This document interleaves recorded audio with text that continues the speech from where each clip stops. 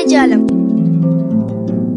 ஒரு நாள் முல்லாவின் நண்பர்கள் பூங்காவில் உட்கார்ந்து பேசிக் கொண்டிருந்தனர். அவர்கள் எல்லோருக்கும் எப்படியாவது ஏதாவது விஷயத்தில் முல்லாவை தோற்கடிக்க ஆசை. முல்லா நிஜமாகவே பெரிய புத்திசாலிதான். அவரை எதிலுமே தோற்கடிக்க முடியாதுப்பா. சரிதான், நம்ம எல்லாரும் ஒத்துக்க வேண்டிய விஷயம்தான்.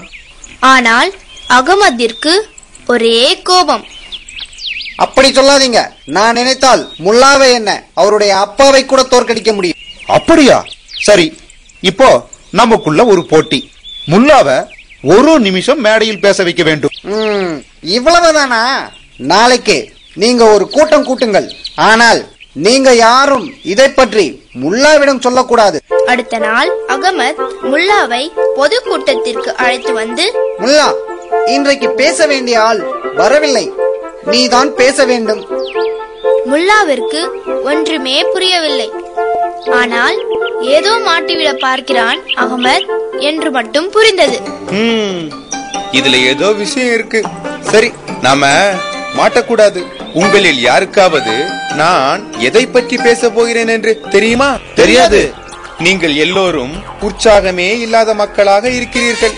உங்களிடம் பேசி நான் என் நேரத்தை வீணாக்க மாட்டேன்.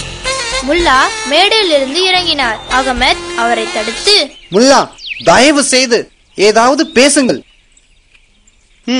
நீ சொல்வதால் பேசுகிறேன். முல்லா மீண்டும் மேடை மீது ஏறி அதே கேள்வியை கேட்கிறார். உங்களில் யாருக்காவது நான் என்ன பேச போகிறேன் என்று தெரியுமா? இந்த தடவை நாம ஏமாறக்கூடாது. எங்களுக்கு தெரியும். தெரியுமா? பின்பு நான் எதற்கு பேச வேண்டும்? மீண்டும் முல்லா மேடையிலிருந்து இறங்கினார். முல்லா, ஏதாவது ஓரிரு வார்த்தையாவது பேசுங்கள். சரி, ஆனால் இதுதான் கடைசி. எல்லாரும் தயாரா இருங்க. மூன்றாவது முறையா நாம ஏமாற வேண்டாம். சரி, மீண்டும் கேட்கிறேன். உங்களில் யாருக்காவது தெரியுமா நான் எதை பற்றி பேச போகிறேன் என்று? தெரியும். தெரியாது. அதாவது சிலருக்கு தெரியும், சிலருக்கு தெரியாது. ஆஹா, என்ன புத்திசாலியான பதில். சரி, இப்பொழுது தெரிந்தவர்கள் தெரியாதவர்களுக்கு சொல்லிக் கொடுங்கள். இந்த முறை முல்லா மேடையில் இருந்து கீழே இறங்கி நடக்க யாரும் அவரை தடுக்கவில்லை. அகமதும் தன் தோல்வியை ஒத்துக்கொண்டான்.